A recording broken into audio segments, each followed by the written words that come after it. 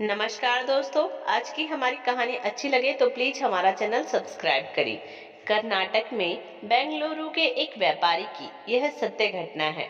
जब मृत्यु का समय सन्निकट आया तो पिता ने अपने एकमात्र पुत्र धनपाल को बुलाकर कहा कि बेटा, मेरे पास धन संपत्ति नहीं है कि मैं तुम्हें विरासत में दूं, पर मैंने जीवन भर सच्चाई और प्रामाणिकता से काम किया है, तो मैं तुम्हें आशीर्वाद देता हूँ कि तुम जीवन में बहुत सुखी रहोगे और धूल को भी हाथ लगाओगे तो वह सोना बन जाएगी। बेटे ने सिर झुकाकर पिताजी के पैर छुए। पिता ने सिर पर हाथ रखकर आशीर्वाद दिया और संतोष से अपने प्राण त्याग कर दिए। अब घर का खर्च बेटे धनपाल को संभालना था। उसने एक छोटी सी ठेला गाड़ी पर अपना व्यापार शुरू कर दिया। धीरे धीरे व्यापार बढ़ने लगा। एक छोटी सी दुकान ले ली। व्यापार और बढ़ा। अब नगर के संपन्न लोगों में उनकी गिनती होने लगी। उसको विश्वास था कि यह सब मेरे पिता के आशीर्वाद का ही फल है, क्योंकि उन्होंने जीवन में दुख उठाया पर कभी धैर्य नहीं छोड़ा, श्रद्धा नहीं छोड़ी और प्रामाणिकता नहीं छोड़ी। इसीलिए उनकी वाणी में बल था और उनके आशीर्वाद फलीभूत हुए और मैं सुखी हुआ। उसके मुंह से बराबर यह बात निकलती थी। एक दिन एक मित्र ने पूछा, तुम्हारे पिता में इतना बल था तो वो स्वयं संपन्न क्यों नहीं हुए, सुखी क्यों नहीं हुए? धर्मपाल ने कहा, मैं पिता की ताकत की बात नहीं कर रहा हूँ, मैं उनके आशीर्वाद की ताकत की बात कर रहा हूँ। इस प्रकार वह बराबर अपने पिता के आशीर्वाद की बात करता तो लोगों ने उसका नाम ही रख दिया बाप का आशीर्वाद। धर्मपाल को इससे बुरा नहीं लगता। वह कहता कि मैं अपने पिता के आशीर्वाद के काबिल निकलूं, यही चाहता हूँ। ऐसा करते हुए कई साल बीत गए। वह विदेशों में व्यापार करने लगा। जहाँ भी व्यापार करता उससे बहुत लाभ होता। एक बार उसके मन में आया कि मुझे लाभ ही लाभ होता है तो मैं एक बार नुकसान का अनुभव करूं। तो उसने अपने एक मित्र से पूछा कि ऐसा व्यापार बताओ कि जिसमें मुझे नुकसान हो। मित्र को लगा कि इसको अपनी सफलता का और पैसों का घमंड आया गया है।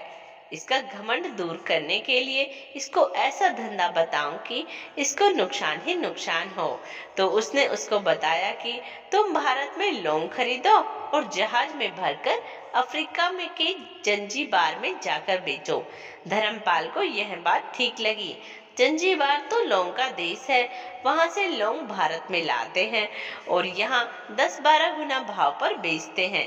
भारत में लौंग खरीद कर के जंजीबार में बेचे तो साफ नुकसान सामने दिख रहा है।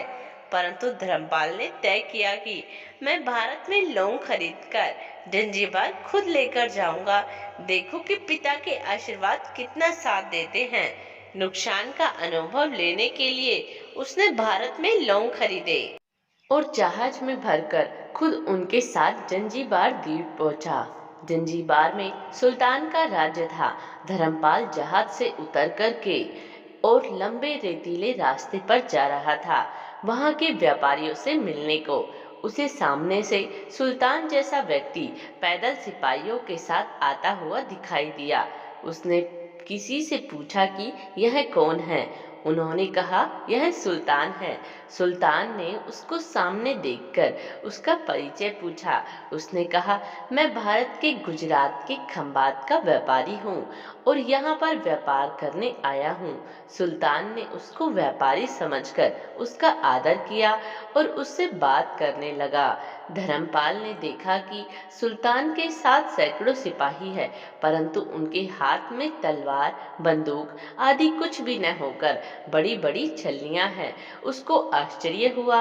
उसने विनम्रता से पूर्वक सुल्तान से पूछा, आपके सैनिक इतनी छलनी लेकर के क्यों जा रहे हैं? सुल्तान ने हंसकर कहा, बात यह है कि आज सवेरे मैं समुद्र तट पर घूमने आया था तब मेरी उंगली में से एक अंगूठी यहाँ कहीं निकलकर गिर गई। अब रेत में अंगूठी कहाँ गिरी पता नहीं, तो इसीलिए मैं इन सैनिकों को साथ लेकर आया हूँ। यह रेत छानकर मेरी अंगूठी उसमें से तलाश करेंगे। धर्मपाल ने कहा, अंगूठी बहुत महंगी होगी। सुल्तान ने कहा, नहीं, उससे बहुत अधिक कीमती वाली अनगिनत अंगूठी मेरे पास है, पर वह अंगूठी एक फकीर का आशीर्वाद है। मैं मानता हूँ कि मेरी सल्तनत इतनी मजबूत और सुखी उस फकीर के आशीर्वाद से है, इसीलिए मेरे मन में उस अंगूठी का मूल्य सल्तनत से भी ज्यादा है। इतना कहकर के सुल्तान ने फिर पूछा, बोलो सेठ, इस बार आप क्या माल लेकर आए हो? धर्मपाल ने कहा कि लौंग। सुल्तान के आश्चर्य का ठिकाना नहीं रहा। यह तो लौंग का ही देश है सेठ, यहाँ लौंग बेचने आए हो? किसने आपको ऐसी सलाह दी? जरूर वह कोई आपका दुश्मन होगा। यहाँ तो एक पैसे में मुट्ठी भर लौंग मिलते हैं, यहाँ लौंग को कौन खरीदेगा और तुम क्या कमाओगे? धर्मपाल ने कहा, मुझे यही देखना है कि यहाँ भी मुनाफा होता है या नहीं। मेरे पिता के आशीर्वाद से आज तक मैंने जो धंधा किया उसमें मुनाफा ही मुनाफा हुआ, तो अब मैं देखना चाहता हूँ कि उनके आशीर्वाद यहाँ भी फलते हैं या नहीं। सुल्तान ने पूछा, पिता के आशीर्वाद, इसका क्या मतलब? धर्मपाल ने कहा, मेरे पिता सारे जीवन ईमानदारी और प्रामाणिकता से काम करते रहे, परंतु धन नहीं कमा सके। उन्होंने मरते समय मुझे भगवान का नाम लेकर मेरे सिर पर हाथ रखकर आशीर्वाद दिए थे कि तेरे हाथ में धूल भी सोना बन जाएगी। ऐसा बोलते बोलते धर्मपाल नीचे झुका और जमीन की रेत से एक मुट्ठी भरी और सम्राट सुल्तान के सामने मुट्ठी खोलकर उंगलियों के बीच में से रेत नीचे गिराई तो धर्मपाल और सुल्तान दोनों का आश्चर्य का पार नहीं रहा। उसके हाथ में एक हीरे जड़ित अंगूठी थी। यह वही सुल्तान की गुमी हुई अंगूठी थी। अंगूठी देखकर सुल्तान बहुत प्रसन्न हो गया। बोला, वाह, खुदा आपकी करामात का पार नहीं, आप पिता के आशीर्वाद को सच्चा करते हो। धर्मपाल ने कहा, फकीर के आशीर्वाद को भी वही परमात्मा सच्चा करता है। सुल्तान और खुश हुआ, धर्मपाल को गले लगाया और कहा, मांग सेठ, आज तू जो मांगेगा मैं दूंगा। धर्मपाल ने कहा, आप 100 वर्ष तक जीवित रहो और प्रजा का अच्छी तरह से पालन करो, प्रजा सुखी रहे, इसके अलावा मुझे कुछ नहीं चाहिए। सुल्तान और अधिक प्रसन्न हो गया। उसने कहा, सेठ, तुम्हारा सारा माल मैं आज खरीदता हूँ और तुम्हारी मुंह मांगी कीमत दूंगा। इस कहानी से शिक्षा मिलती है कि पिता के आशीर्वाद हो तो दुनिया की कोई ताकत कहीं भी तुम्हें पराजित नहीं होने देगी। पिता और माता की सेवा का फल निश्चित रूप से मिलता है। आशीर्वाद जैसी और कोई संपत्ति नहीं।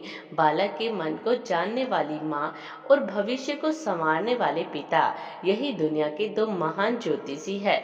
अपने बुजुर्गों का सम्मान करें, यही भगवान की सबसे बड़ी सेवा है। दोस्तों, आज की हमारी कहानी कैसी लगी कमेंट्स बॉक्स में जरूर बताइएगा और हमारा चैनल जरूर सब्सक्राइब करें। धन्यवाद।